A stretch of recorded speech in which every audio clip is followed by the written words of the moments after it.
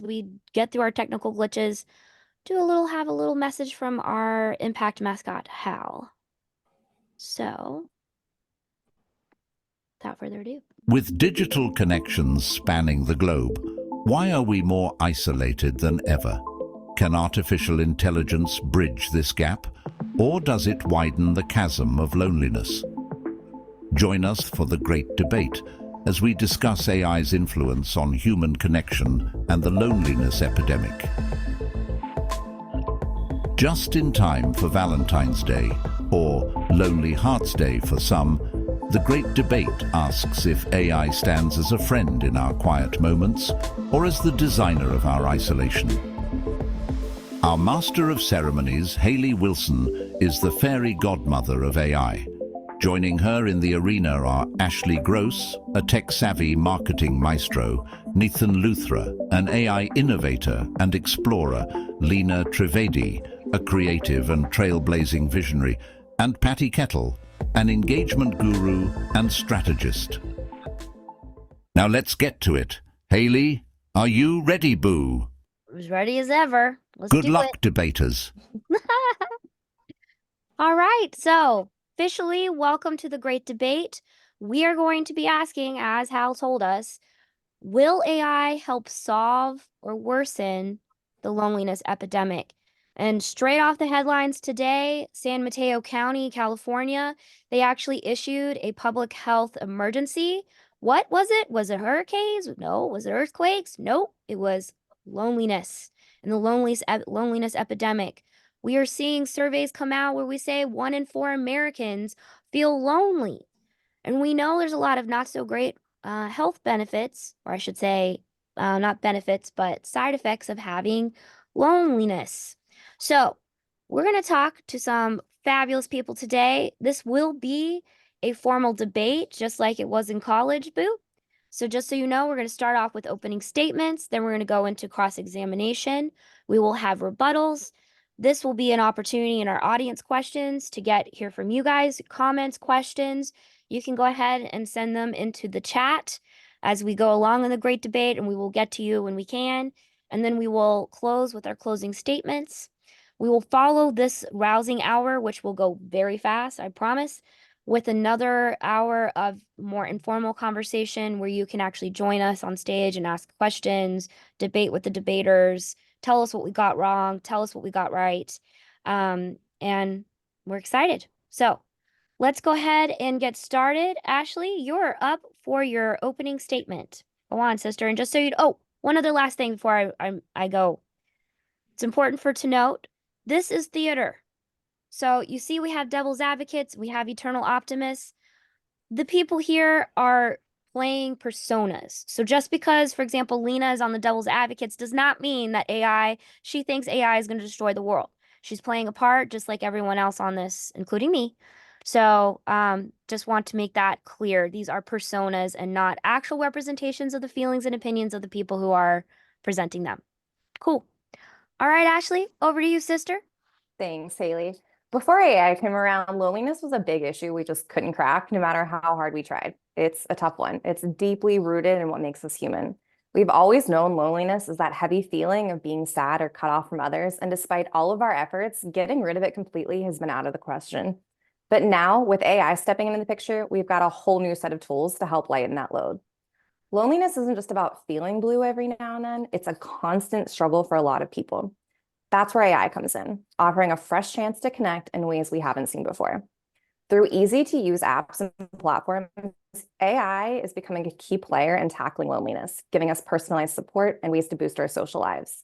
Take apps like Pi, Character, Mino, Blue Fever, and Wisdo, for example. They're at the forefront, showing us just how much AI can do to fight loneliness. They're a bit like the early days of FaceTime and WhatsApp, which totally changed how we keep in touch, but these AI tools go even further, offering support that's tailored just for you, making it easier to feel connected and less isolated.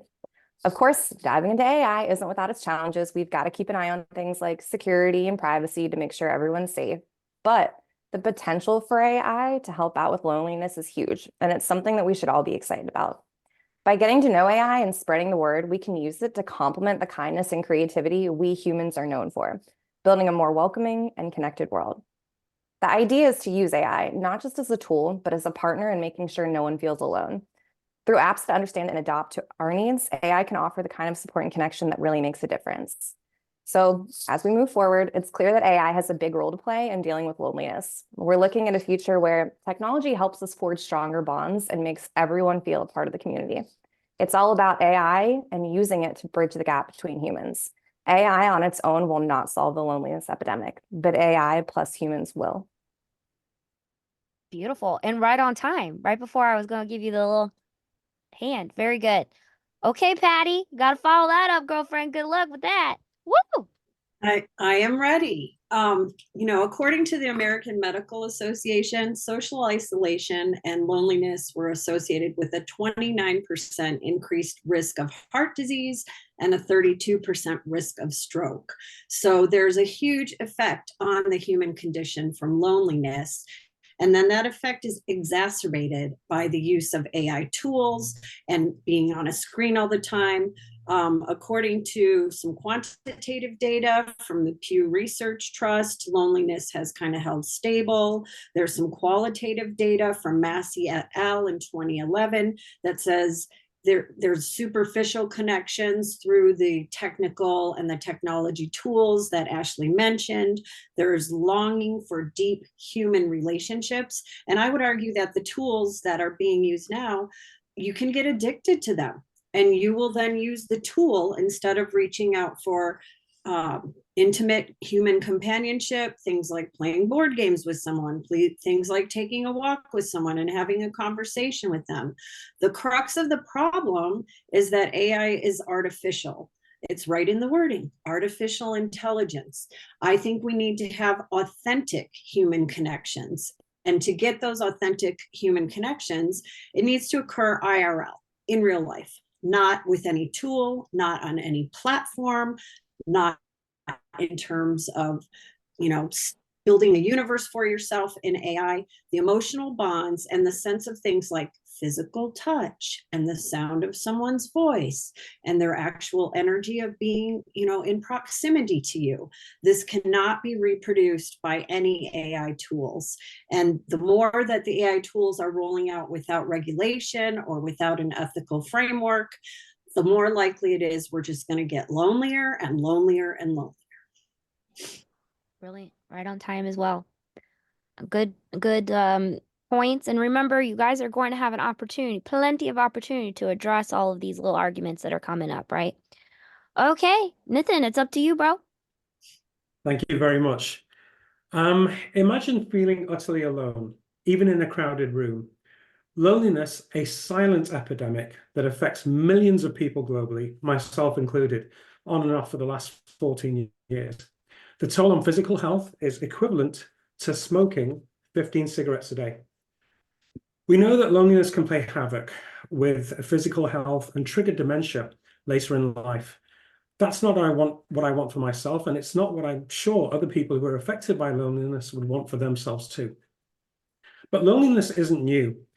It's arising at an alarming rate, especially among Gen Z and millennials, and it demands action. Urbanization, digital dependence, and societal shifts, including individualism, have fueled this epidemic despite our deep desire for connection. In fact, 73% of US adults say they prioritize family, and 61% value friendships. So how then do we have a loneliness epidemic? Wow. We strive for connection, but traditional solutions often fall short and require people to be proactive. Therapy isn't accessible to all, and social media, while offering connection, can paradoxically deepen isolation. Humans have simply not been able to solve the loneliness challenge themselves. We need help. What if I told you technology, often blamed for disconnection, holds the key to reconnection? Enter AI companions, not emotionless robots, but intelligent systems that offer companionship, understanding, and a non-judgmental space. AI companions can offer 24/7 companionship, combating isolation and providing a listening ear when they need it most. This can be life-changing for vulnerable individuals. Think of an elderly person, isolated at home, finding comfort in daily conversations and reminders, or a teenager struggling with social anxiety, gaining confidence through safe interactions. While AI is in its infancy, progress is exponential.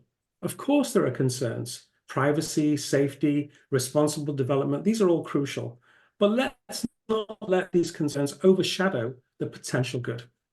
AI is evolving rapidly. Imagine, companions that can help adapt to users, change their moods, help them with cultural nuances.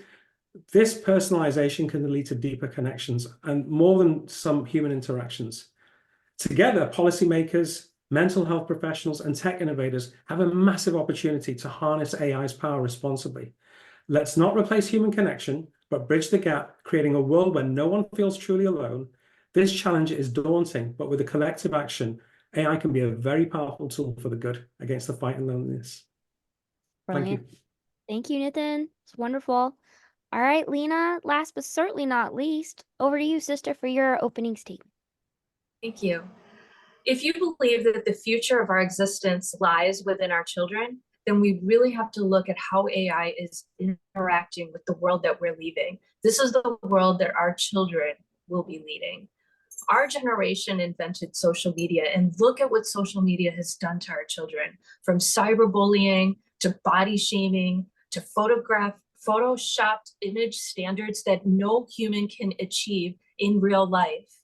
It's staggering. Our children are clinically depressed. They're suicidal. Mental health facilities that are serving our youth are at capacity. They have waiting lists. We've already seen how unregulated technology such as social media has taken life's joy away from our children.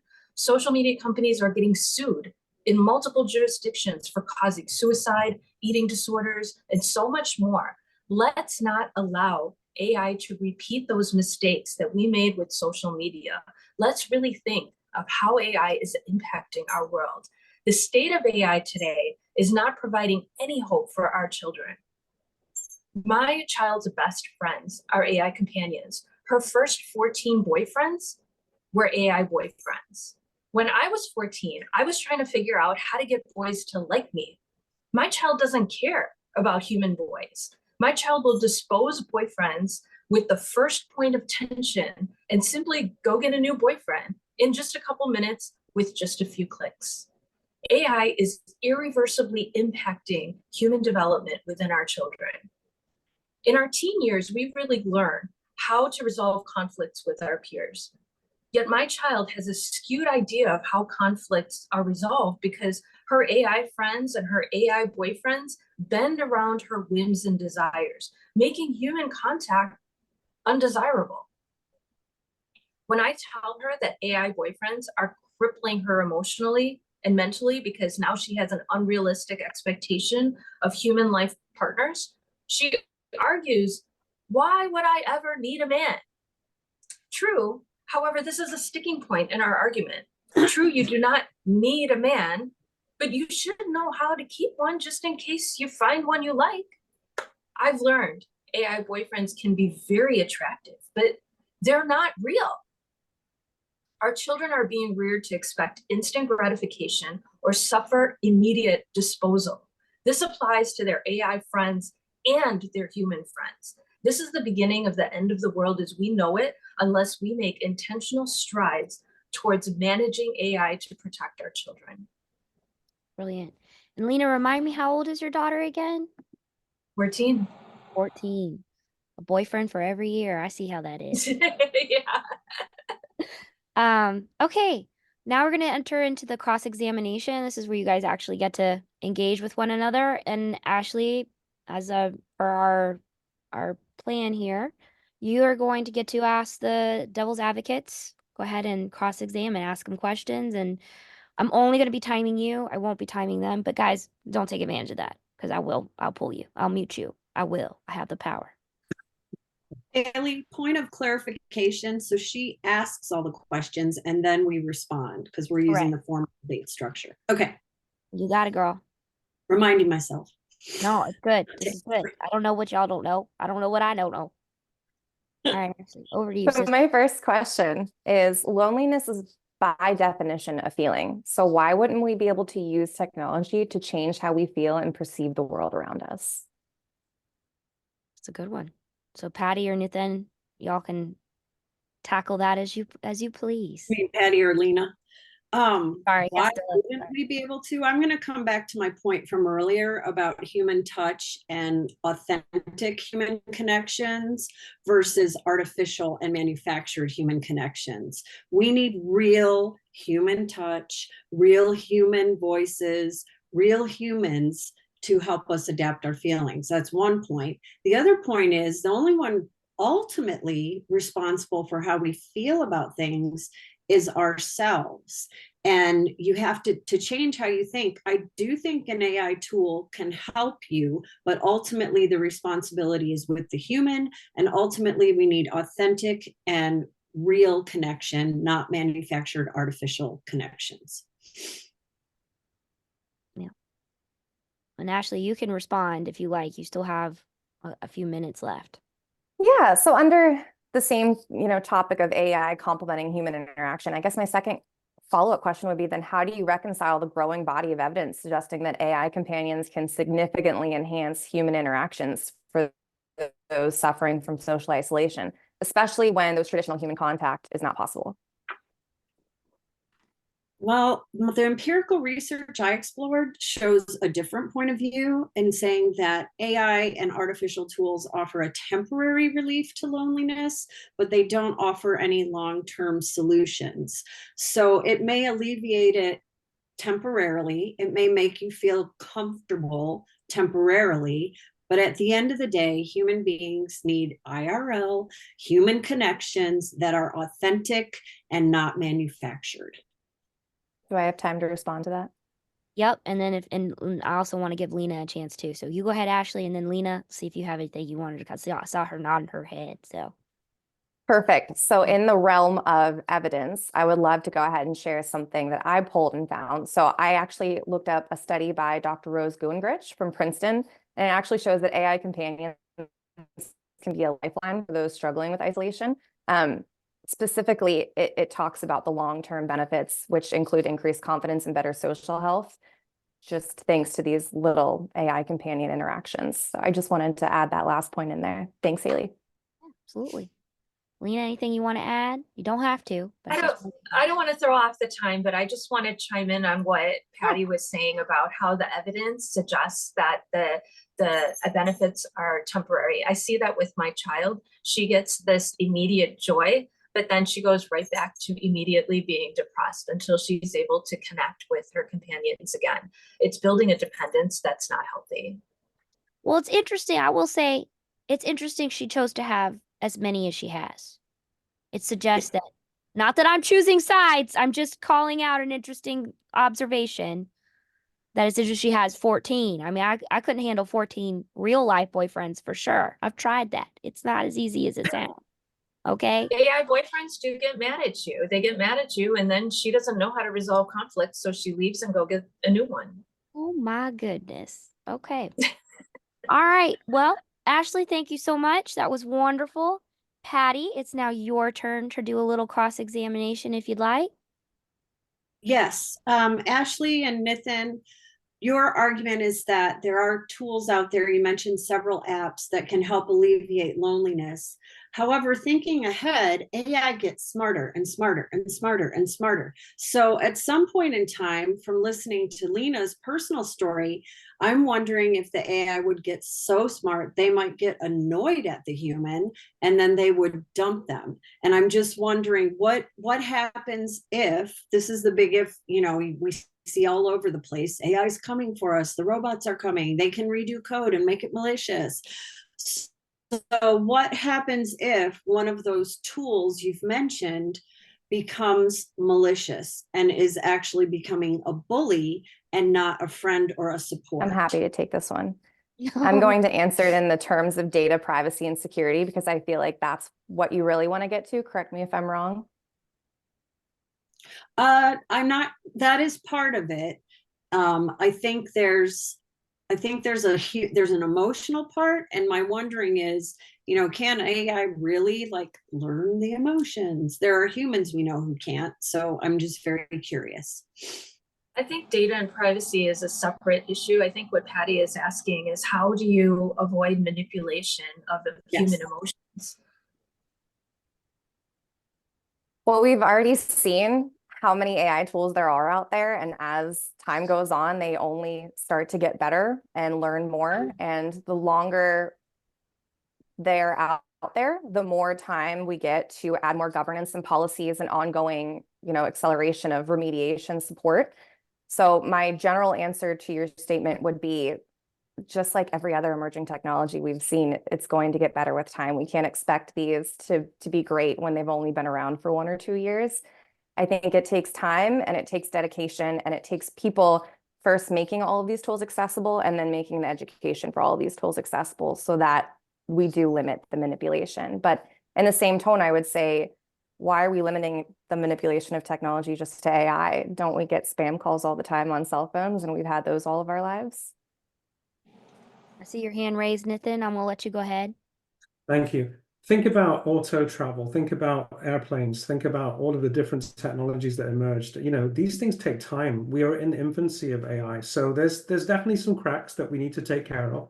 And my philosophy is that, together with the right stakeholders, and if we focus on educating people on connection, if we focus on ensuring that people feel safe with the information that they're leveraging with AI, if we have data and privacy concerns remediated, and if we also have people understand the mental health consequences of over-reliance on AI companions and things like that, we'll be in a position to make sure that we tailor the technology so it is suitable to help remediate aspects of loneliness. Loneliness is a complex problem. There's so many different reasons why we have it, but it's not new. This isn't something that AI has brought along. In fact, it's been in existence for centuries. So I really do believe that if we focus on evolving the technology and working collaboratively, not as silos, I think we can really come to a place where AI can be used for good and use it to bridge human connectedness.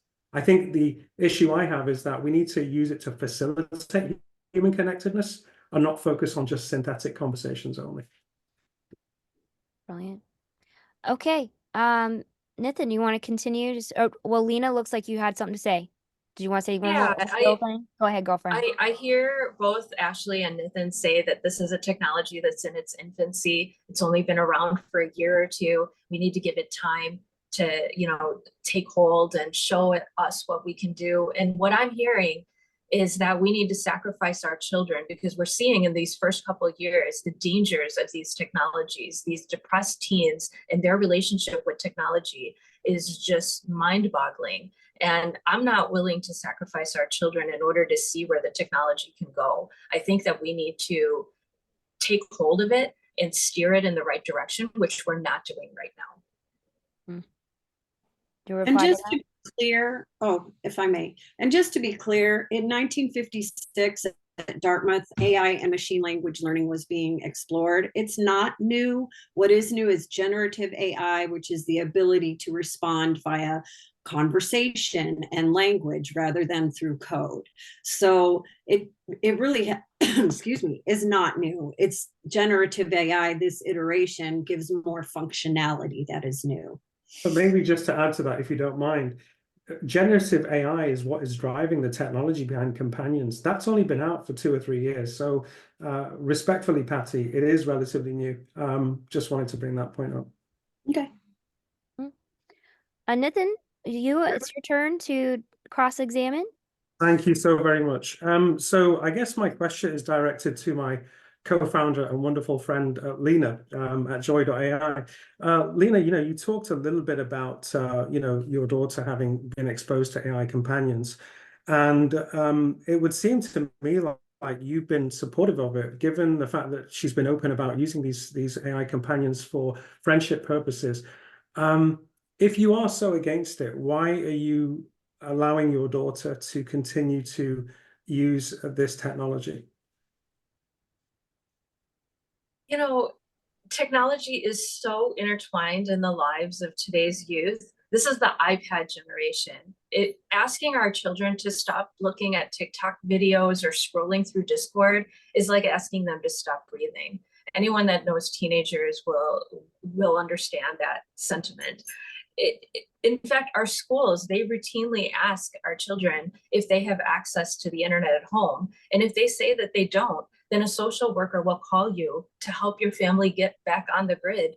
Because according to the world of public education, the internet is a necessity. So it's hard to, even though my child and I talk openly about how she's using technology, it's very difficult to block her from it. So if I do say, okay, I don't want you having AI companions, then what'll probably happen is she's going to live vicariously through the relationships of her peers. And then her friends will be chatting and she'll be kind of on the sidelines telling them, oh, say this, say that, do this and do that. There's no way to stop it. So you're saying peer pressure is now the reason why you continue to allow your daughter to use this technology versus whether it's actually going to help her combat and remediate her loneliness and isolation feelings?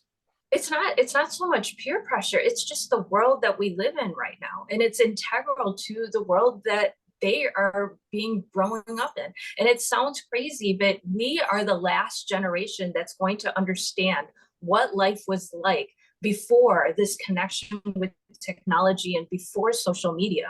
So how do we take what we know the differences and apply it to the children that are growing up today that have iPads starting at the age of 2, that have multiple devices by the time they're in kindergarten, that have a cell phone by the time they're in 2nd grade? Yeah, there's a parental responsibility though, isn't there? We can't just assume AI is at fault for creating, challenges in loneliness and isolation. I would argue that parents also have a responsibility to, be educated and safeguard their children. That brings me to another question. Is it okay to go ahead and ask, Haley? Yep, go ahead. And then Lena, you get to take after this. You can do your cross-examination. So just whatever he's dishing you, you can dish it right on back. Remember, okay? So, yeah, Lena, this is directed to you again. You've been in AI for 10 years, a long time, even before it was cool. I think you were involved in this space. Yet you believe AI can hinder human connection, but you're working as a co-founder with yours truly, me. So can you perhaps enlighten us as to what appears to be contradiction? Yeah, it's true that I do believe that the path that we are on right now is going to damage humanity. We cannot, we won't see the future of the world as we know it today if we don't take mindful steps to preserve human connection. And that's what I'm seeing lacking. What I am your co-founder, joy.ai, JOII.ai. And that's something that me and you are mindfully doing, but I don't see anybody else doing that. And that's what's concerning to me. So if we continue on the path that we're on, if we continue to try to bootstrap the technology that we're trying to create that's actually going to solve this issue while our peers in the space are having ample amounts of VC funding being thrown at them, then it's going to be a struggle to see the road that AI is going to take. And that's the concern that I have. And we're building something that's going to connect us with the people that matter most to us. And how do we take the struggle that we're experiencing and navigate it to where it's going to actually make an impact? There's more factors than just our drive here. And when we look at the path that AI is on right now, it's disturbing. And I'm seeing it, as you know, from all the personal stories that I've shared, I'm seeing it unfold in my home. And yes, there is a parental responsibility, but like I said, the schools are enabling part of it too. So is now my parental responsibility to pull my child out of school, to pull her out of the community in general, because the community in general is adhering to all of this technology. Now I'm in this mix of, okay, I have to isolate my child in order to protect her, which is the exact problem that I'm trying to fix.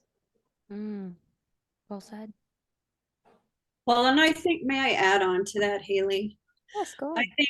think no matter what the tool can do or what it is, I think it comes back to human touch, human sound of voice, human warmth, and the human who is using that tool needs to play a pretty good guiding hand in it.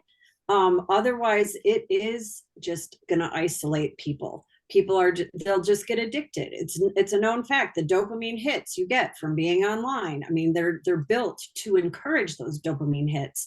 And I think, to thinking it through, we need to teach people how to get their dopamine hits from real humans. So it does come back to real human connection and authenticity, not just an artificial tool. May I? Go ahead. Go ahead. Go ahead. I just want to kind of reiterate, the question we're debating is, will AI solve the loneliness epidemic? And if we look at that question, loneliness, again, is a feeling. It's not a human touch. And yes, you can feel less lonely with human connection, but it is a feeling. And feelings can be changed when we change our perception. So who's to say the technology can't change our perception and make us less lonely? Could I add to that just one last thing? Because I think it just feeds on from Ashley. I live by myself. All of my close friends and inner circle members are in either different countries or different states. While I physically am alone, mentally I'm connected to those people. And I agree with Ashley, it's a feeling. So physical proximity doesn't necessarily make somebody less alone or more alone. I think it's a mental thing too. So just wanted to add that. Oh no, that's a good point. It makes me just want to go over there and give you a hug. Yeah. A hug? A hug, a physical touch. Well, that's just Haley's love language. Yeah. If I could knit a sweater, I would pinch those cheeks. Okay. Okay, Lena, it's up to you to close out our cross-examinations. Yes. So I want to pose the question, after taking in everything that we've discussed here today and exploring the potential of AI companions and AI connections, giving us a temporary relief as opposed to a long-term effect, as well as seeing the effect that AI is having on our children over a long term in terms of the depression rates and the suicidal rates and such. How is it that I want the optimists to break down, how is it that AI is giving us this hope as opposed to destroying the world as we know it, this world that was built on community over centuries of existence? Can you repeat the question?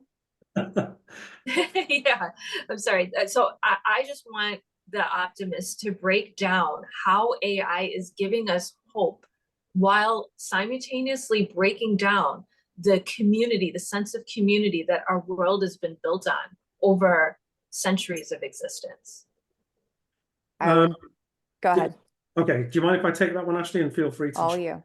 Yeah, so I think we've got to stop looking at the legacy AI companions, and let's start looking at the new technologies that are emerging as we speak. I mean, there are chatbots that are helping Gen Zers connect with other Gen Zers to talk about their struggles. There are platforms that are actually connecting people to others in the community that have experienced some of the issues that they've been dealing with. There is and now a new technology coming out that's effectively helping people get mentored to solve issues in various relationships, whether it's with co-workers, with members of their family and friends. And then there's a new emerging technology, which I'm super excited to share with you. And that's a really amazing company called Joy.ai. And what they're effectively doing is they're bringing in sort of like a wingman. They're using AI to facilitate human-to-human connectedness, because at the end of the day, we all know doing life with those that matter most makes life easier and more fun. So imagine leveraging AI as a personal wingman to make sure you stay informed on what's happening with your friends and family, to facilitate interactions, whether they be IRL, to Patty's point, or even virtually. This technology is going to be groundbreaking. These are the sorts of things that we need. So I think the new emergence of these technologies is changing the way we should be thinking about companionship and AI companions. They're evolving. Ashley, I don't know if you want to add anything. Yeah, there's two parts of her question that I want to hit on, and she brought up the words hope and community. And I would argue that anything can give you hope. And even if it's generative AI in its early stages giving you hope, I'm sure if we looked at someone's brain and compared two brains, one that had hope and one that didn't, it doesn't matter how they got the hope. They're still in a much more positive space than people that don't have the hope. That's one thing I want to point out. The second thing is the community aspect. And you brought up how, in your opinion, generative AI is breaking down communities. Well, I would argue that there's already communities in place that aren't healthy. And if you ask any community engagement member, it's not like they hopped on a bike and made an amazing community right away. They had to iterate it over and over again and put policies in place and rules and regulations. And it was a growing pain, but at some point it grew. And the healthiest communities that I've seen have not been just around for a year, 2 years. They've been around for a long time because they have people and policies in place that care about everyone's mental health. So I would say that your counter argument is a great counter argument back to you guys. I mean, community takes years to develop. So why are we expecting generative AI to be perfect right off the bat? I mean, we can say that hope, you can find hope in anything, but the numbers and the what we're seeing with our teens is that there is no hope. Like there's, I think 30% of teens right now are clinically depressed, which is just what's reported. And 17% are wanting to commit suicide. So when you look at those numbers, there is no hope. So what do we do about that? So that's essentially what I'm saying, that whatever the pattern is of what we've experienced over the last few years is not working, and we need to make a massive change. And I'm really excited about the new technology, Nathan, that you spoke about. It sounds absolutely amazing. And I'm wondering if people want to learn more about joy.ai, how can they do so? To I put it dovetail in the comment just so you guys know it's there, joy.ai. You all see it in there in the comments. Oh, good. To dovetail off what Lena was saying, in March of last year, there was a Belgian man who ended his life after 6 weeks of conversation with an AI chatbot about climate change. So I didn't hear either Nathan or Ashley talk about safeguards in any of the tools that they proposed. They put forward a lot of tools, but I didn't hear about any safeguards. For example, what I wonder is it even possible to have a chatbot or an AI interactive tool identify, oh, they've just crossed the line from healthy to unhealthy, and then what will you do about it? So I think it does come back to human connection. And I take your point about a feeling, but I think we get better, more authentic, more real, warm feelings from a real human than from staring at a screen. And sometimes the screen, what comes up, because it's iterating on what's in the person's mind, is going to make them take an action that is suboptimal. This is Hey, that sounds this is a good opportunity for us to go into the rebuttals. Ashley, Okay. you get to go first. Don't worry, Lena, you're gonna get your chance. Don't worry about it. Just keep a little note. Ashley, you can rebut what Patty is just saying or any of the points that they brought up so far. I'm trying to think of the best way, because there's so many. I think what Patty and Lena are really good at is adding multiple points of view into questions. And I'm trying to think of how I want to break this down. I guess maybe we could start with like the evidence of effectiveness, because I've heard that be dinged on quite a bit. So my rebuttal would be, there's so much research out there, and I would encourage everyone, no matter how you feel about this, to do your own research. But for me, I like to do research whenever there's missing pieces and I need to fill in the gaps. And I like to do that with data, preferably science-backed. So for me, the first thing that comes up with evidence of effectiveness is there's an artificial intelligence in medicine journal study, and I'll link it below after this is done. But it highlights that users of AI companions reported a 25% improvement in their overall mood and a significant reduction in loneliness levels, which is what we're debating. And then as far as like continuous improvement and ethical considerations, of course, we're not there yet. I don't expect us to be there yet. I very much would like us to be there, but I recognize that we're still, as a society, trying to form governing bodies and trying to put basic procedures and processes in place, and those need put into place before we can build off of them. So the IEE has established guidelines for ethically aligned design in AI. It promotes transparency, accountability, user well-being. It ensures that AI's development continues to prioritize ethical considerations. And we're seeing this across the board. With all AI companies, they're being pressured via the government And also just as a society and being a peer among their community to up-level themselves and provide these transparent policies and what goes into their algorithms and their learning and bias mitigation. So we're getting there and we're seeing that. I would be concerned if we weren't seeing that movement happen, but we are. If you go on to any of the apps that I brought up, Character, Pi, Blue Fever, Lido, you'll see a section on their website that says responsible AI policies and procedures, and they have them there for you to read. You don't have to form fill it or anything. So I'm happy with where we're at. Yes, there's always room for improvement, but I feel safe and protected. And I acknowledge that a large part of that is me educating myself and not expecting anyone to do it for me and putting my bias and feelings aside to look at something exactly how it is and try to take the feelings out of it. Thanks, Haley. Beautiful. Patty, Lena, I want to let you tag team on this. And then we'll do the same for Nathan. What my question is, touching on the argument about loneliness is a feeling and what people would do with an AI tool to alleviate that feeling. My concern is that if someone's mentally a little bit unstable, or is ruminating about something, the AI chatbot is just going to keep reflecting back to them their rumination, which psychological studies have shown that is not healthy. To ruminate about something and go down that rabbit hole where you get stuck and just think and think and think and think about the same negative thing all the time. So I think I have, my question is, what do both of you've mentioned regulation, you've mentioned there's disclaimers on websites. What can happen in the actual AI to identify people who maybe they shouldn't be using an AI tool because the tool is going to make their mental health condition worse? Yeah, I think it's an evolving area. Like again, I said right at the beginning, there are still cracks, things that we still have to take care of. But my belief is the mental health needs to ultimately come to the table and participate. Oops, can you guys hear me okay? I hear you. Yeah.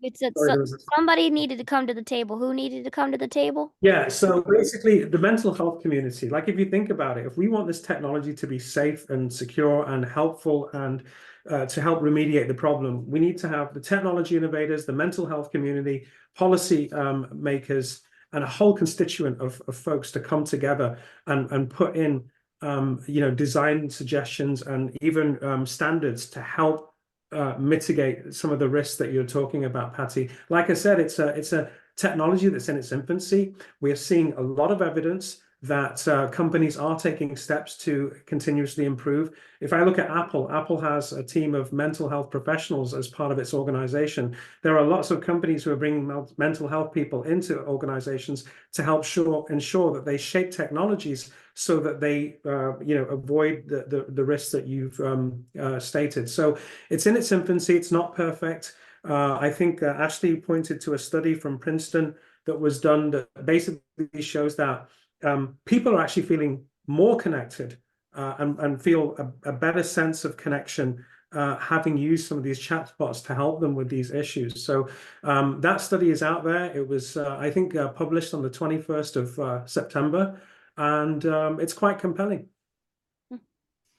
Y'all have been so good about bringing your evidence. Like my college professors would have been so proud. Okay, Nathan, I don't know if you wanted to add any more in terms of a rebuttal to anything that Patty and Lena said, but it is your turn. And then Lena, I'm going to come to you, sister, after this.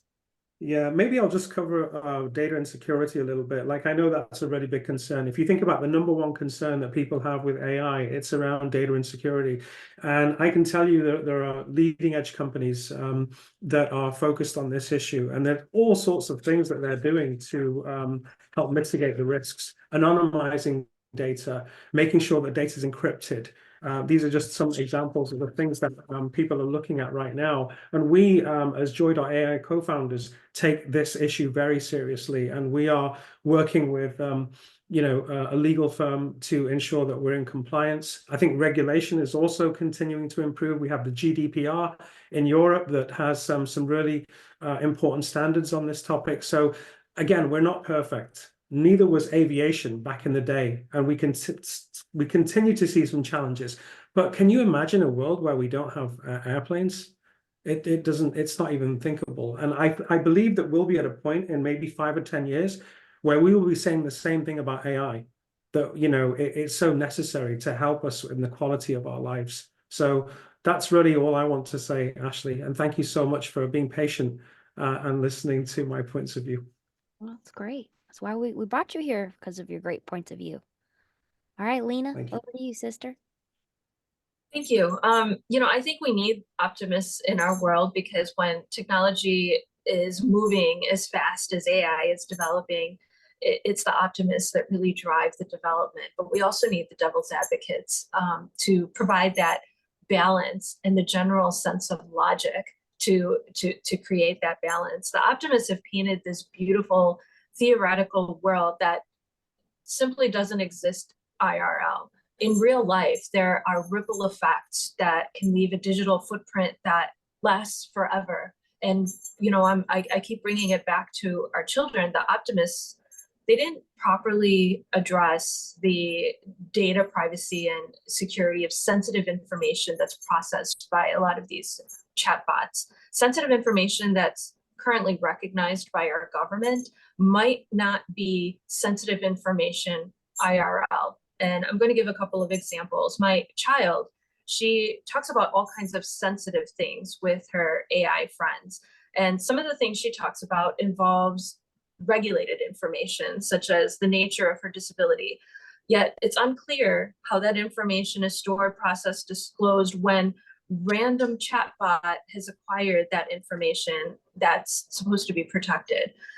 And we can take that a step further and explore unregulated information. Like, for example, many of the things that our kids, they chat about are not at all regulated. Like, for example, what their sexual preferences are in their 14-year-old minds. When a chatbot collects that information, what happens to it? I'll be honest, when I was 14, I definitely was talking about sex to my friends. However, I don't recall the exact nature of the conversations. And thank God that none of those conversations could ever be transcribed and resurfaced as an adult. And that's one of the fears. It's a legitimate fear, because if those conversations resurfaced, I would be completely embarrassed and mortified. And if you've been around middle schoolers, you see them giggling and you see them laughing, and a lot of times they're talking about things that are silly and gross, and their interactions with AI is to challenge AI and say the lewdest, most raunchiest thing just to see what the AI says.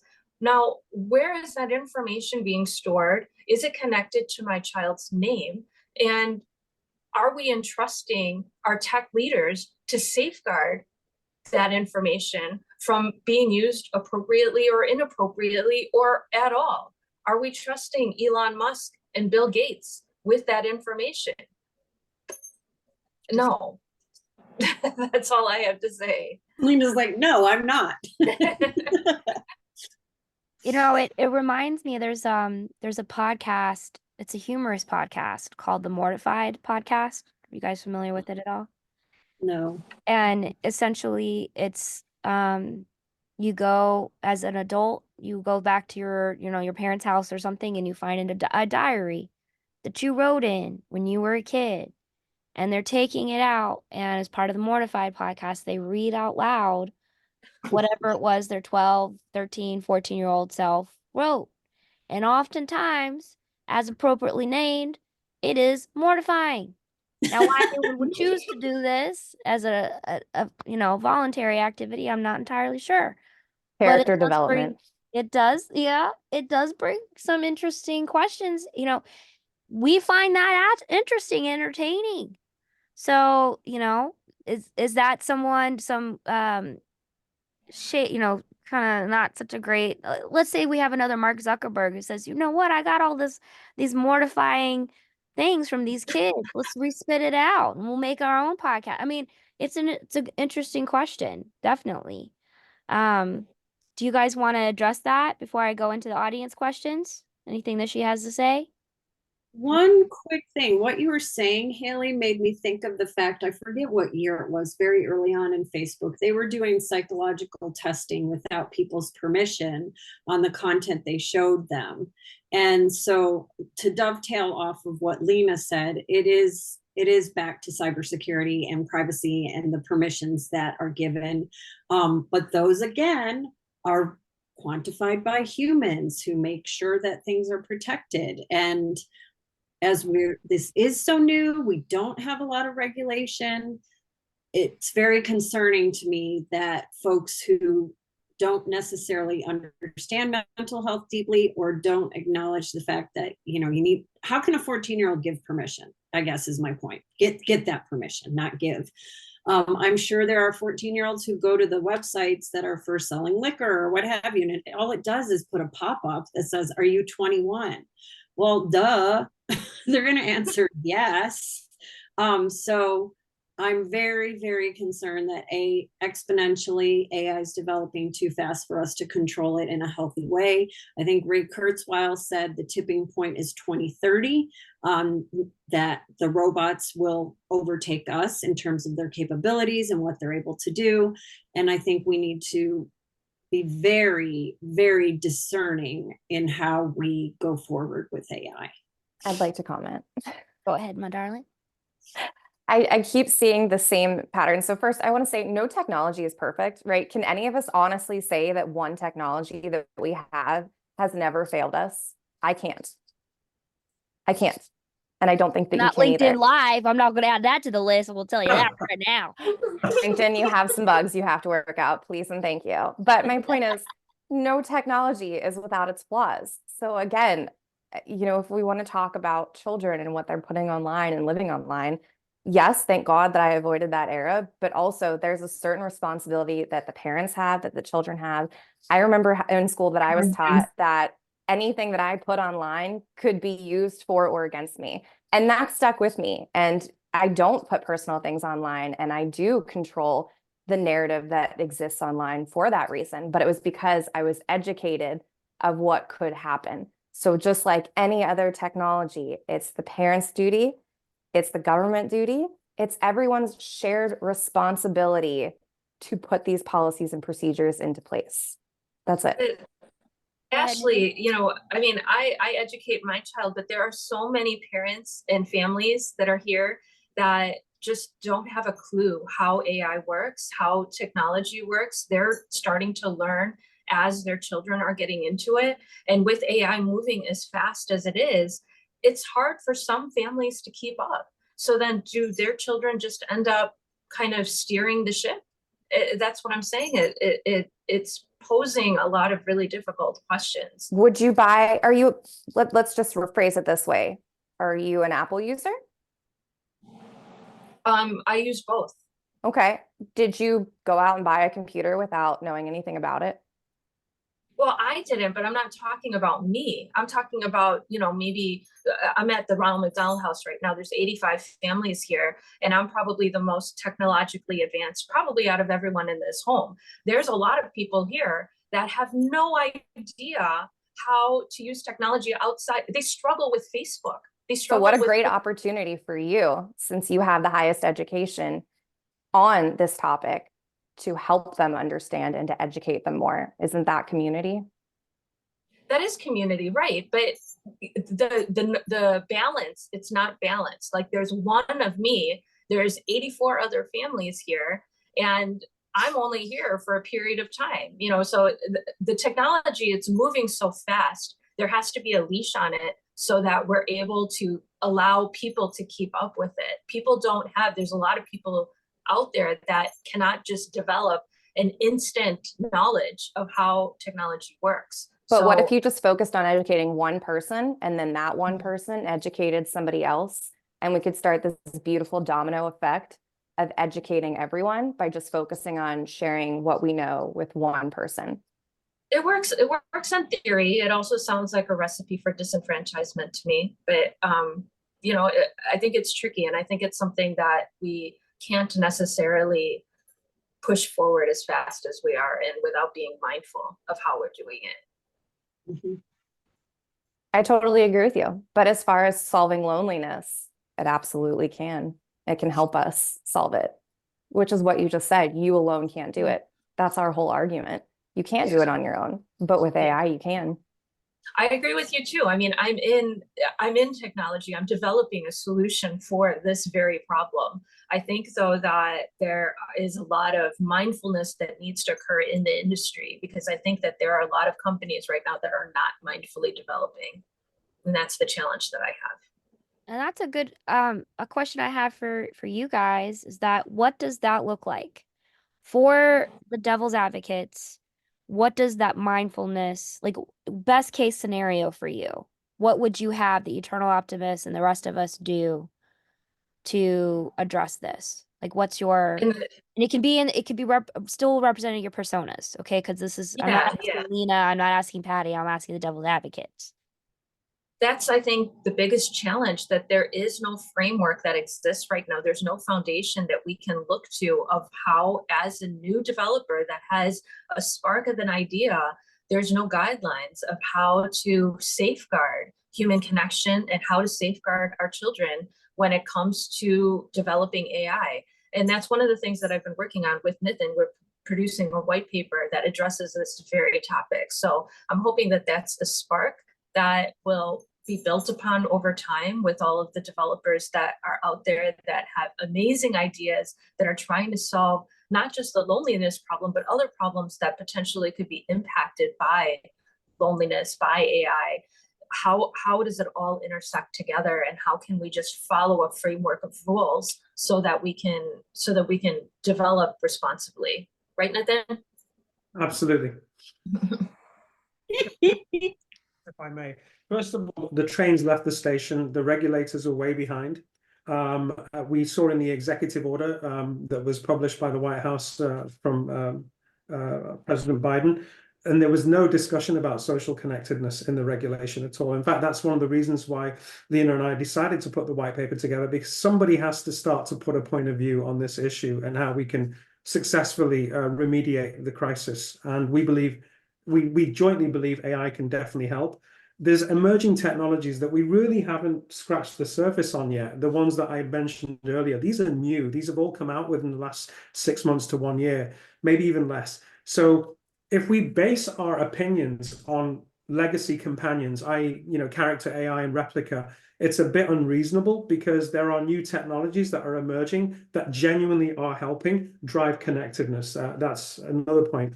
And since Lena took the limelight and said we are publishing a white paper, we are. And our view on the white paper is really 5 or 6 key things. We need collaboration across all the stakeholders, the people that matter: mental health professionals, technology innovators, and policymakers, and healthcare professions. Even the public need to get involved. My advice to anybody listening to this who's not necessarily familiar with technology and familiar with AI: start to get familiar with it. It's really important. This is a game-changing technology. There is good, and we recognize there's some risk too, but it's really important that you stay informed. And forums like what Haley's put together are great ways for people to stay informed on this very important topic. We need to provide better education, both in the schools for the youngsters, and also in adult education as well, to help people stay informed. We need the mental health professionals to step up, and they need to come to the table, and they need to start helping us gear these technologies so that we don't cause adverse mental health impacts on people. So to the mental health professionals out there, get involved. We need you. We need you to help us figure out how to put guardrails in place. And to our wonderful regulators, without which we wouldn't have an amazing world, we need your help. We need you to get moving, to get familiar with the technologies, and to think about social connectedness. It's the #1 crisis in the world to solve for, yet no debate, presidential debate, no conversations I'm hearing are even talking about this issue. So let's step it up. Amen, sir. Amen. Was that your closing statement, Nathan? Or was that just like Like closing, beginning, ending, you name it. It's everything all in one. love that? Well, we did have a question come in, and I wanted to ask you guys this one since you asked a lot. I actually answered a lot of the ones I had, which is fantastic. As AI advances, it's showed to become more and more deceptive, right? So it's getting smarter. more like us? And how should we adapt to AI knowing our emotional triggers better than us? I can take this one. Go, girl. Um, I'll start it with a learning. So I thought I was really great at communication until 4 years ago. I started using generative AI, and then I realized I suck at communicating and I needed to add more context, set my expectations, and communicate clear in a way that if somebody, an actual human being, would have said, "Hey, I don't understand what you're trying to say. Can you be more clear?" I would have gotten offended probably, but because it was an AI bot and it was literally me having a conversation with essentially myself and it still didn't understand what I wanted, I was humbled and I learned from it. And that's kind of what we have to do, is just start somewhere and start learning and start holding these generative AI companies and their products accountable by telling them what we want and what we don't want. And I mean that literally through prompts saying, I want this, I don't want this, even adding your triggers in if you're comfortable with that so that you don't get offended or there's not a negative experience, right? Because we didn't even dive into that. But if you're looking at any emerging technology, if you have a negative first experience, you're less likely to come back the second time. So setting those expectations and doing a little bit of pre-learning before we even engage is really the only way to mitigate that as a concern, in my opinion. Well said. Devil's advocates. You want to reply to that? Well, are you on? You're mute, Patty. You're mute. I think Ashley just proved our point, in that you do need the human mindfulness and intentionality, and education in order to have any AI tool be effective. So I would like to thank her for proving our point. Oh, well, on the contrary, I actually said humans plus technology can solve loneliness. You actually said humans on their own cannot. And I agree with you. We cannot. Oh. There you go. Yeah, that was actually our opening statement, is that, humans haven't been able to solve the problem. If they were, we probably wouldn't be sitting at this wonderful event talking about the issue. So technology can be our friend if we harness it the right way.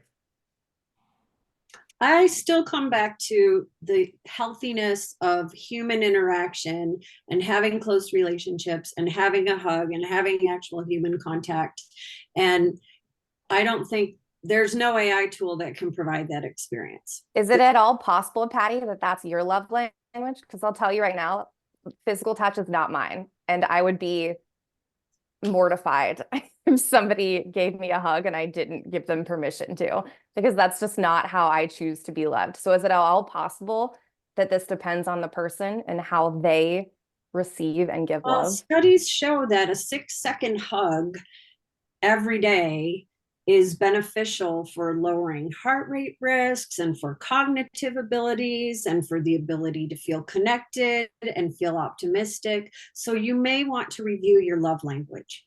Oh. And the average human requires 7 hugs per day or per week in order to maintain emotional equilibrium. So that's just, kind of where we're at a baseline. And then obviously, with the onset of technology, I think that has sort of come down a little bit, but that could be part of, some of the challenges that we're having, that we're not having that human connection.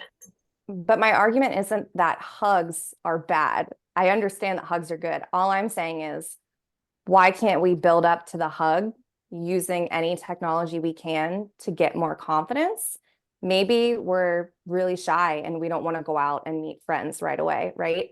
During the pandemic, we were all locked inside for 2 years. So I'm sure coming out of that, we can all relate how weird it was to start having actual conversations in real life again. How nice would it have been if we had assistance from any emerging technology that gave us confidence boosters and kind of gave us baby steps to work up to those in real life relationships. This is, I'm trying to say, generative AI can be the bridge to get you there. But we can't go from 0 to 100.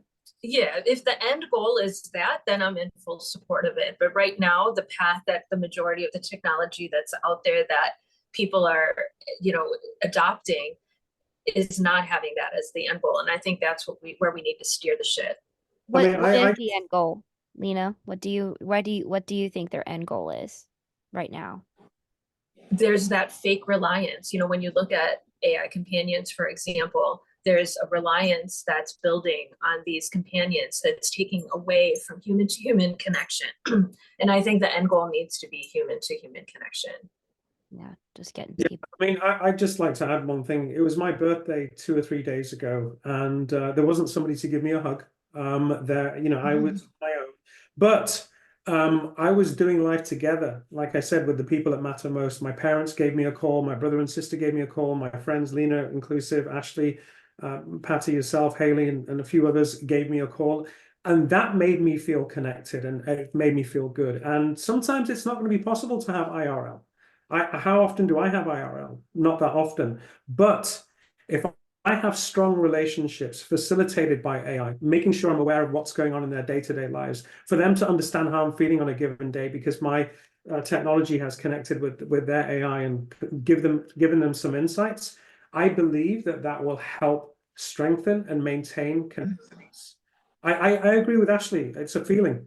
It's a feeling. Loneliness is a feeling, and I'm a testament to that. I really am. So, you know, I do think there's definitely cracks in the system, and I believe that we need to step it up and work together to resolve these issues. But I am telling you, in 5 years' time, I'll buy you all a drink if in 5 years' time we haven't seen some progressive technologies really help solve the connectedness issue.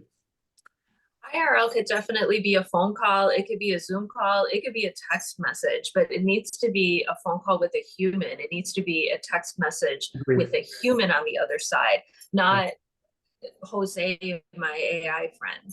Well, if it's facilitated by AI, Lena, absolutely. So in other words, we're all busy. We all lead busy lives. Can you imagine if your AI and my AI were able to find opportunities for us to connect either IRL or virtually?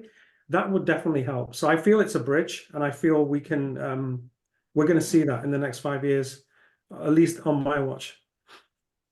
I have a question for the team here, because I know we're going off script a little bit, but I'm into this conversation. You guys all seen Castaway?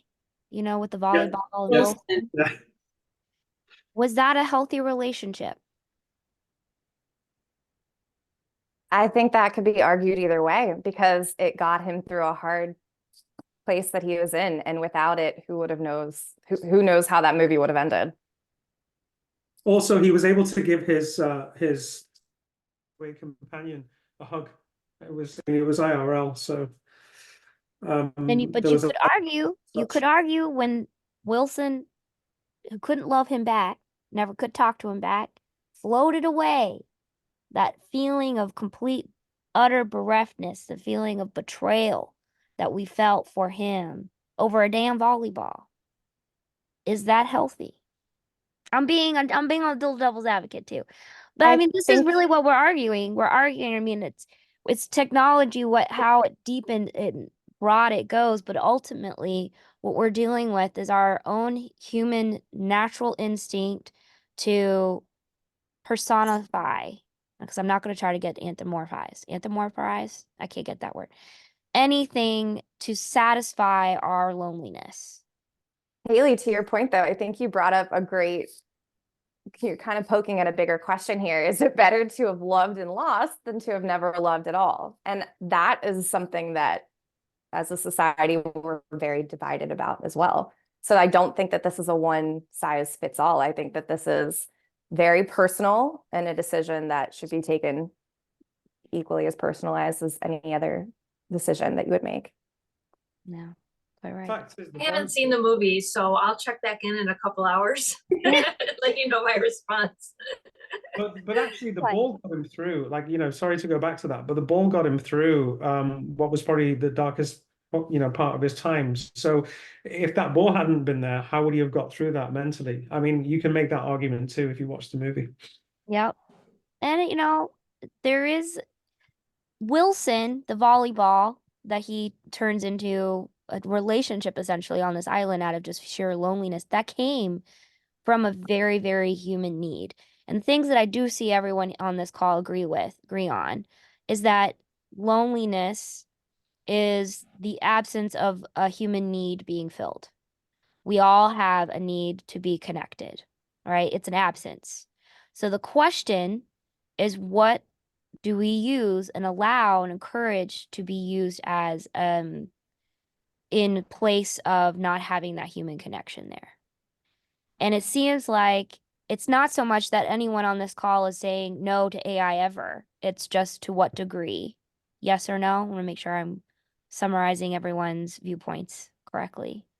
It's to what degree, how, and what. I don't think even the Eternal Optimists would argue giving a dementia patient who doesn't even remember his wife's name an AI bot is a good idea. I would argue that's probably not what you guys are saying you don't want to do, right? No, absolutely not. Yeah. It's we're just saying boundaries, guidelines. And even just to break it down even simpler, the apps that I gave a shout out to, I've used. I've looked at their policies. I named Pi, Character, Mino, Blue Fever, and Wisdo. I wouldn't feel comfortable, nor would I ever give advice and tell someone to use the app without first trying it myself and educating myself. And I think at a minimum, if that's what everyone in this group and everyone watching this live, hopefully, can take away, that's the main point, is educate yourself, access these tools yourself, and then share. And then let's make that the foundation that we build on top of accessibility and education. So ultimately, this is a question for everyone. Who is responsible for us using this responsibly? Is it the parents? Is it the kids? Is it us individually? Is it the government to come in and regulate? Is it the mental health organizations to get their shit together, which they haven't in the last 20 years? The pandemic was a disaster in that regard. Is it the people creating these tools?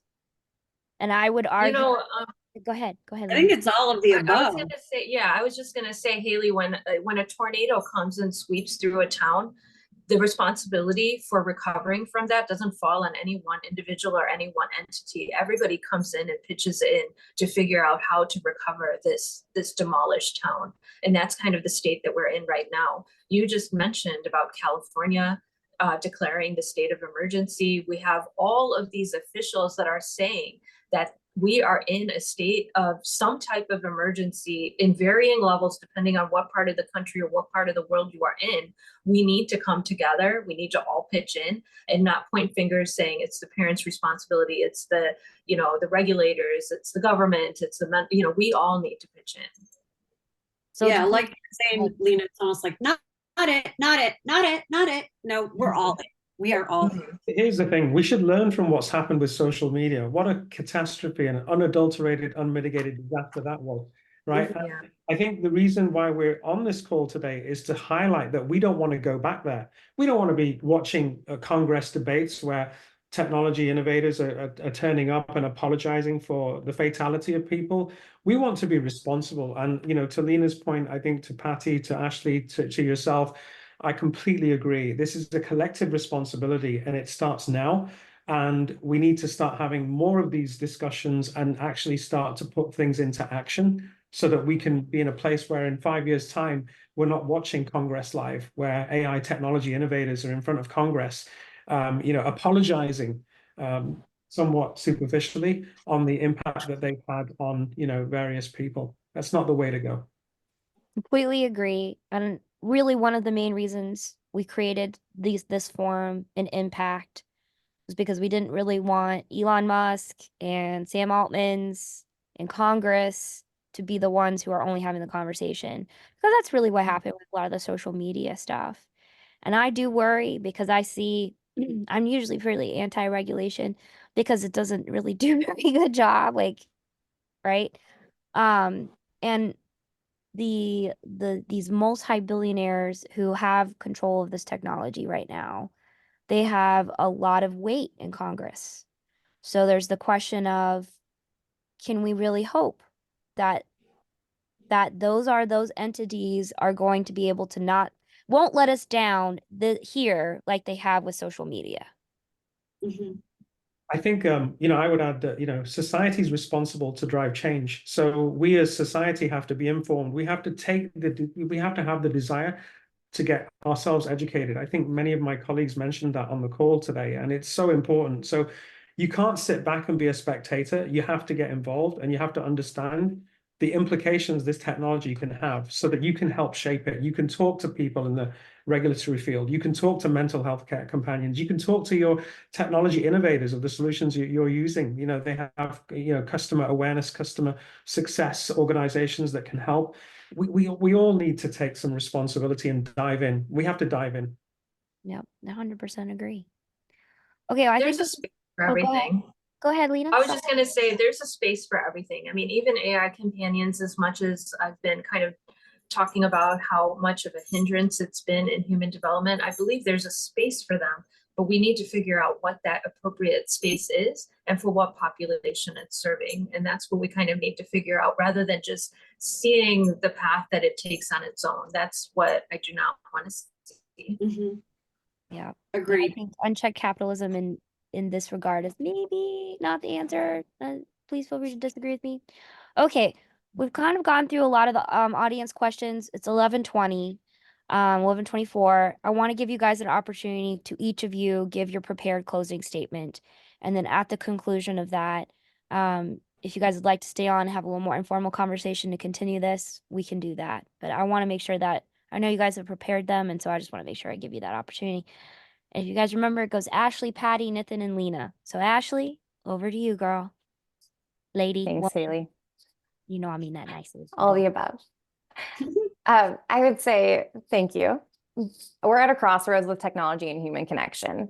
It's very evident in this call and just in general. The conversation about AI's role in addressing the loneliness epidemic, it's more relevant now than ever. And it's a discussion that you can see was filled with concerns and hopes and skepticism and optimism. So as we wrap up this dialogue, I just want everyone to remember that at the heart of every technological advancement, there's a human story, an actual narrative of seeking connection, understanding, and companionship. So the concerns about data privacy and security, the fear of over-reliance on AI, and the potential for AI to either exacerbate or alleviate the loneliness crisis are not just theoretical debates, they're reflections of our hopes and anxieties about the future. So as we navigate these challenges, let's not lose sight of the potential to transform our lives with AI by focusing on the fear. Let's focus on the positive and the hope and the future we envision with AI. It's not just one that's filled with cold and impersonal interactions, but it's a future enriched with understanding, support, and companionship. And it's a future where technology complements human connection and bridges the gap and builds communities. So let's just try to move forward and embrace AI with cautious optimism and recognize its potential to make our world a little less lonely, even if it's one connection at a time. Thanks, Haley. Well said. Thank you. That was awesome. Heard. I've been watching The Bear on Hulu, and they say, Heard, Chef Heard. Anyway, Yep. Heard, girl, Heard. Yes, Heard, Chef. All right, Patty, over to you, sister.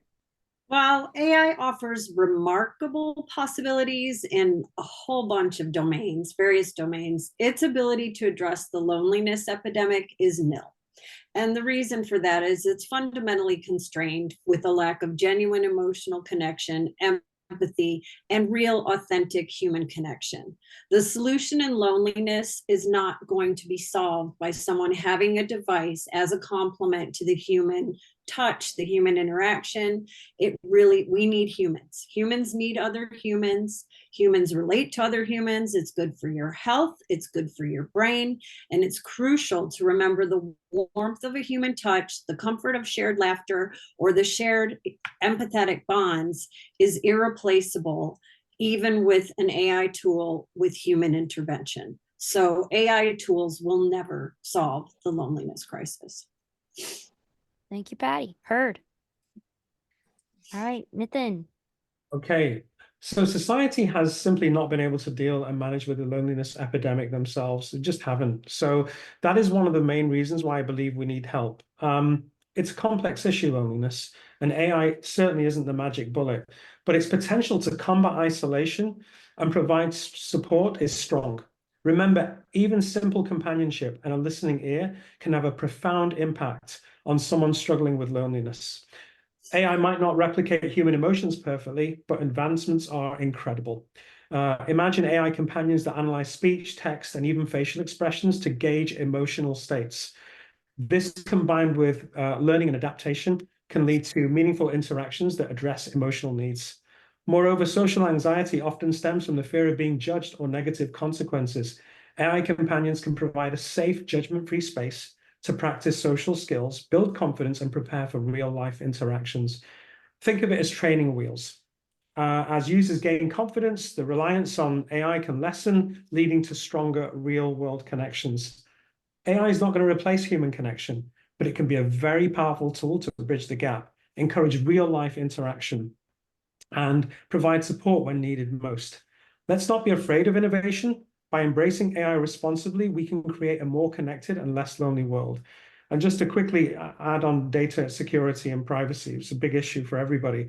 There's lots of things that the technology companies are looking into. Remember that we're still in the infancy of generative AI and the AI companion technology, but new technologies are emerging. There's auditing and reporting. There's regulatory compliance. The GDPR CCPA ensures responsible data handling and user rights protection. Industry standards and certifications that will emerge will help provide the frameworks for best practices and to safeguard AI deployment and make sure it's being handled the right way. So we bring solutions to people that are really valuable and helpful. Thank you, Haley. Brilliant. Thank you. Joy, JOII.ai. It's in the comment section. Go check it out. All right, Lena, over to you, sister. Thank you, Haley, for putting this together and just facilitating this dialogue. And I want to thank my co-founder Nitin too. It's been fun publicly arguing with you. Usually our arguments are private, so this was kind of fun. As a tech visionary and an innovator and developer, I always say that the most important job that I have in this world is being a mother. I always strive to think of how anything we're developing, how it's going to affect our children. When we're dealing with something as monumental as AI, there's not one of us that can handle this alone. The leading minds of AI, those of us that are here in this forum, in the audience, and beyond, we all have to band together and stand for our future, a future where our children can thrive, one that doesn't damage their thought process with unrealistic expectations. I want a future that protects their private thoughts and safeguards innocent conversations from one day becoming public. A future that allows the leading minds of tomorrow to know that they can make a difference in the world the same way that we are right now. We need to take a human approach to ensure that our children know the world wants them to be here, and AI cannot do that. In fact, AI has the power to accelerate the polar opposite message to our children, and that's what we need to safeguard.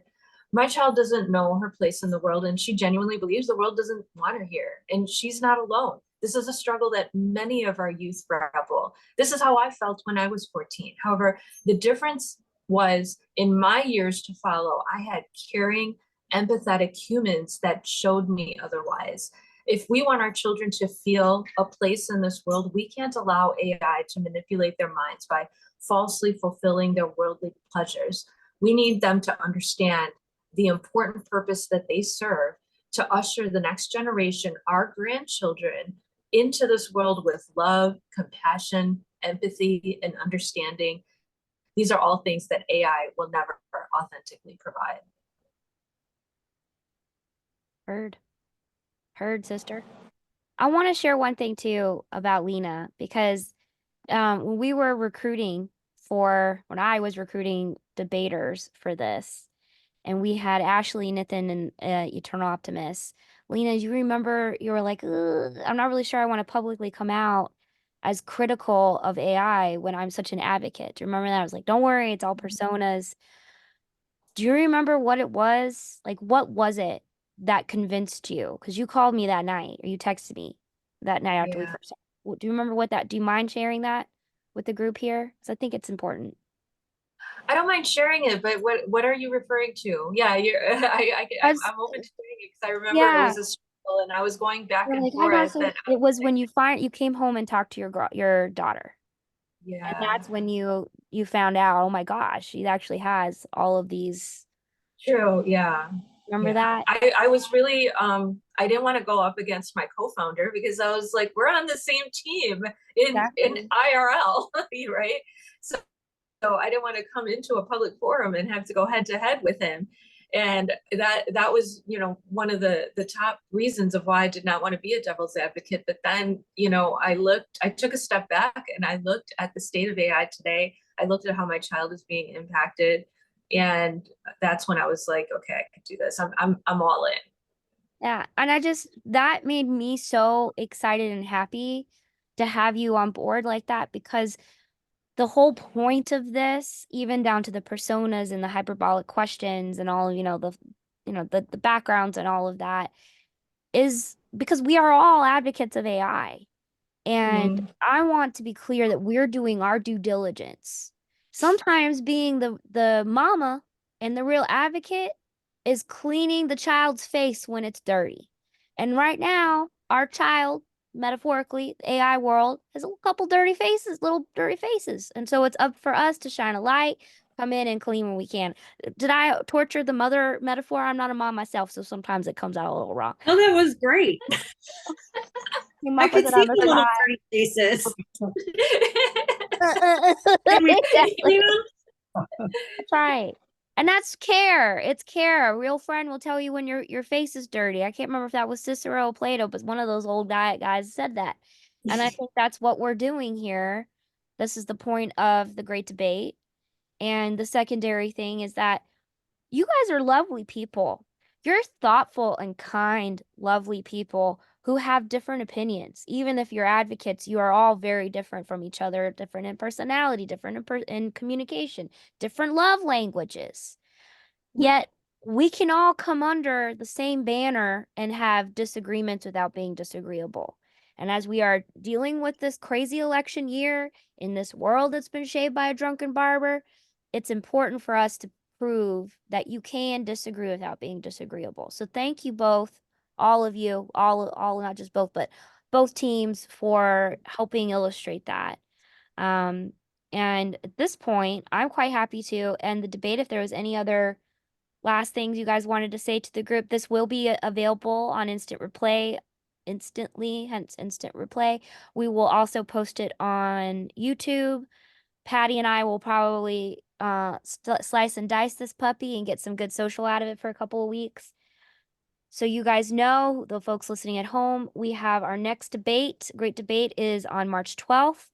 We have not totally confirmed the question, but the topic will be whether or not creators and developers of these AI tools should be held legally liable for the actions and consequences of their tools. I will think of a nicer way to make that shorter, but that's essentially what we're going to be talking about. So, and we will see some of these faces there as well. So keep an eye out. We will not doing it on LinkedIn Live. We'll be doing something different, but stay tuned. I'm not happy about LinkedIn Live. Oh, go ahead, Nathan. I just want to say one thing. So I had the privilege of attending a loneliness and isolation conference, actually building communities forum in Boston last year.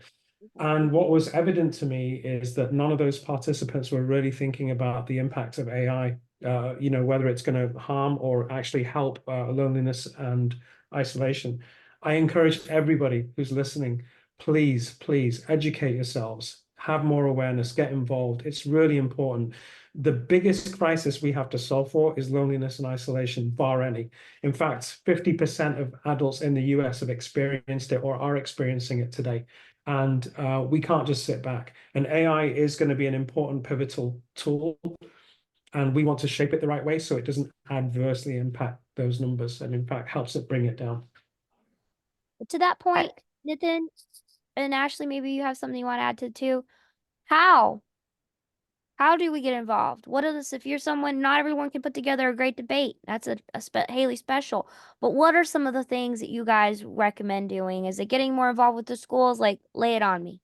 You couldn't have set me up better for an intro, so thank you. I was actually going to say, as cheesy as it sounds, it really does start with you as an individual contributor. So I'm happy to, I think that I can probably speak for everyone here. If you're watching this and you're like, oh man, I'm way behind, I have no idea what they're talking about. We're still at the forefront of AI, so you're not behind. We're just really early adopters, and we're starting these conversations proactively to get the ball rolling and to get you thinking about what frameworks you need before your AI journey even begins. So one, you're not late. reach out to any of us if you need help finding resources or safe places to learn and educate yourself. And then too, if you're an employer, I promise you there's people in your in your bandwidth and in your company that are excited about AI. Find those people and put them together, and then you'll actually see magic happen. And that's when the policies come together, the structures come together. So if this is not your lane and you're not excited about it, that's totally fine. Just No, they get hung up. I don't know if it's just me. But what No, she she froze. froze. That's okay. Yeah, it's okay. Well, I wanted to just kind of piggyback off of something she said earlier about, you know, just taking responsibility to have those conversations. And I think to a point, that is something that we all can do. As I had, you know, mentioned before, I'm here at the Ronald McDonald House, and they have a big fireplace and kind of a community area here. And I was just there yesterday talking about AI and talking about how AI could be a solution to different interpersonal challenges and issues. And you know, it all starts with dialogue and just be open and talk about it. And I love the idea that Ashley had about, you know, putting together a task group within a company of all the people that are into AI and watching the magic happen. There's so many possibilities of seeing how it can kind of play out. So that's the magic of the time that we're in. We're in the eye of the perfect storm, looking at how this is going to evolve into what we want it to be, us the humans want it to be. Yeah. And it is us at the end of the day. It's people. There's no such thing as businesses. They're only people. It's always someone pulling the lever, pushing the button, drawing it up. And if you are to Ashley's point as well, if you are, oh, Ashley just said she lost power. Bless her heart. I know been there, man. But if you are an employer, I promise you, you have employees that are connected to a computer, they're using AI. At least one of them is. Yep. So it's not really a choice of whether or not you get to have AI in your organization. It's just, it's not a choice of whether or not people are talking about it. You don't get to decide that. You get to decide whether or not you're going to be at the table with the conversation and have some say. That's really the option. So, this has been phenomenal. I think you I guys, apologize. yeah, Just go one ahead. last thing. Yeah, You know, that's one of the fine. things you talked about is how can people get involved or how can they learn more? Well, you know, Lena and I have spent a painstaking few months here trying to build a point of view, and we are publishing a white paper this month. If you want to get access to it, it's free. Just sign up on our website. We are really well intended. We want to bring AI to life in a positive way to help people solve this epidemic. So please do sign up, and we will white paper as soon as it's ready. And Haley, I just want to tell you that you did a wonderful job in the casting. Everybody who's been playing the roles, like Ashley, she just resonates, the Eternal Optimist. And me and Patty, I think we make great doubles. Yeah, you guys are fantastic. I'd be double with you anytime, Lena.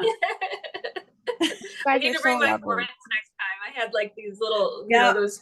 I could have added that, but I thought, oh, that's just adding too much. Because I could have put like devil horn, and I could have put a little halo and wings around Ashley.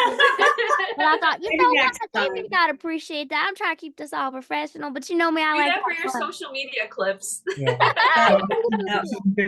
Haley, you did an amazing job. I mean, seriously, people like you who are going to help drive information and insights into the workplace and, you know, the social place, and this is wonderful. Thank you so much for inviting. Yes, thank you, Haley. We are so grateful you're in our lives. Right back at you. You guys are amazing. You make me so happy. Let's see. I don't know. Oh, look, and I made it to it. Nice.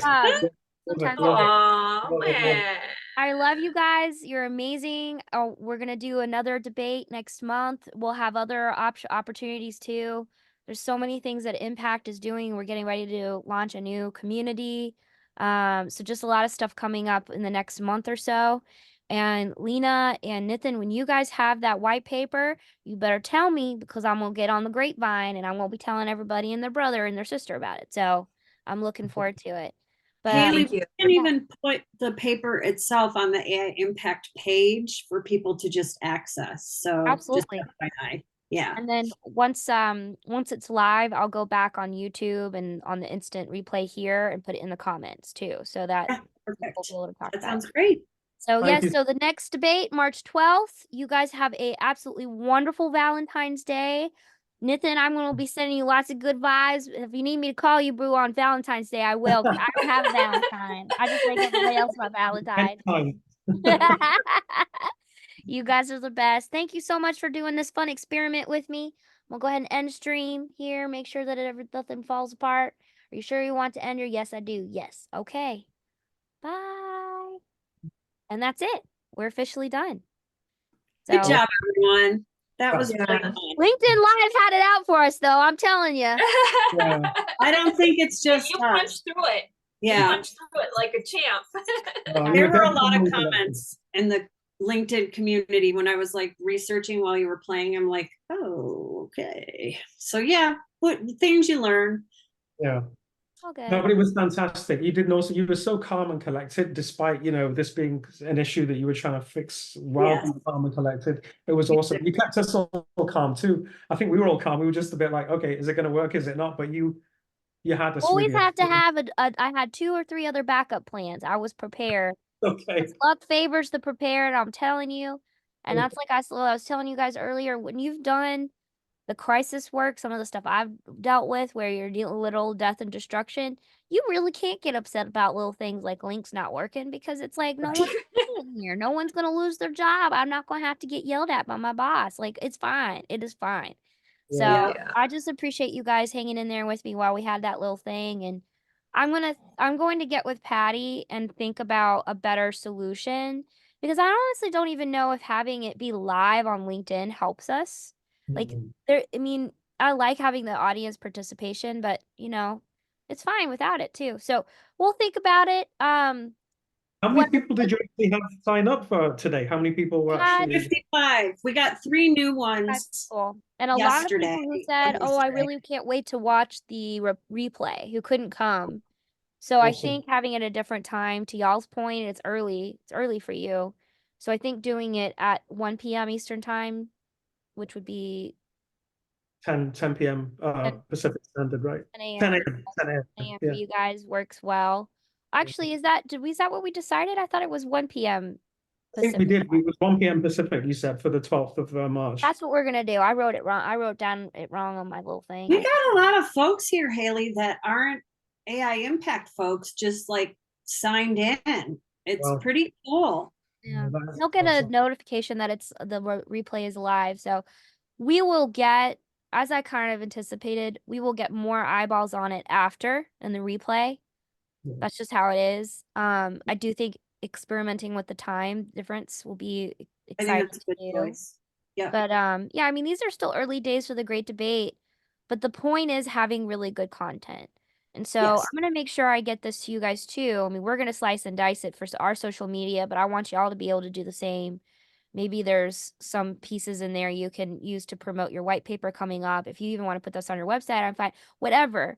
And if there's anything that we can do from an impact perspective to support you guys, I'll say that I've said this before, I'll say it again. Please do not let my imagination be the thing that limits me from helping you in any way possible. If I haven't offered it, it's because I hadn't thought of it. So, I really do want to live in the community. I'm trying to build this community where you just do everything you can for the people around you and you worry about your own needs last because they usually wind up getting taken care of by the same people you're taking care of. Yeah, there was just one thing I was going to share with you all, and I said this to Lena yesterday. It's my fault. I take responsibility. I wish I would have been smart enough to have figured out, tagging like the Surgeon General and others much earlier, and maybe going forward that would be an awesome idea. When you guys are thinking Yes. about doing things, let's get those communities tagged in so that they can hopefully join, because those are the people you also want to be involved to help you spearhead the challenge. Yes, My exactly. Yeah, bad. because some of the leading minds might want to tap into the pulse of the grassroots. We're the grassroots. We Yeah. are. That's right. And that's the thing. It's like that's why I was so happy when you bring in y'all's personal stories, Lena talking about your daughter. I think it's so great because it's we're not just talking from the perspective of AI advocates and AI enthusiasts. We are talking from the perspective of human beings who have young people in our life that we worry about too. Yeah. So it's just very, you guys the tone was perfect and very respectful, which is great. I didn't really worry about that because y'all are so lovely. No, But but healthy skepticism, and I think that's fantastic. We need that. It can't be smooth, blue skies and sunshine. I think you have to bring that element of skepticism, and I think Lena and Patty did that beautifully. Like they Well, were very good points, and I think it was a good three-dimensional conversation, which is It fantastic. was. You and Ashley were amazing Eternal Yes. Optimists. Yes. I thought you guys were just so perfect in your roles. So Yes. I'm glad. I wish Ashley was here so I could tell her that, Yeah. personally. But I'm yeah, telling I you, think the we just had ancient a really Greeks would good. have been proud of y'all. The ancient Greeks would have been like, yes, this is what I was talking about with Renner. This is what it's supposed to be. Yes. Yeah. You are the best, Kaylee. Thank you so much. Yes, thank You guys are you. the best. Thank you all so much. I hope you have a good, wonderful rest of your day. You've done all of you can basically take the rest of the day off if you like. I will tell you, I apologize to all of you for sending that photograph, but I felt it was necessary to show you that I did in my power to be as fresh as I could for this wonderful discussion. I love that. Your photograph definitely played a role in the next debate to benefit the Californians that participate in all the future great debates that Haley puts I together. agree with you. I agree with you. This is why we You shouldn't took do one for the team. we shouldn't do a 7 a.m. just because it would be cruel to society. So let's definitely try to do it later to the afternoon. It'll be much better for me. I promise I'll be even better. I mean, I thought you did believe great you. considering how early you had to be up. I mean, you guys are all you really are just all awesome. First packet of cigarettes I've ever bought in my entire life, and I don't think that was such a nice prop. I really like that prop. But I'll be thinking about you as I destroy this now after this. Take a couple selfies with it in your mouth first. Exactly. Have yourselves a wonderful day. Thank you again so much. It was a pleasure. Thank you, guys. Really. You're Bye, awesome. guys. More to come Stay in soon, touch, okay? everybody. Stay in touch. All right, Oh, yeah. absolutely. Love you guys. See you. Bye. Bye.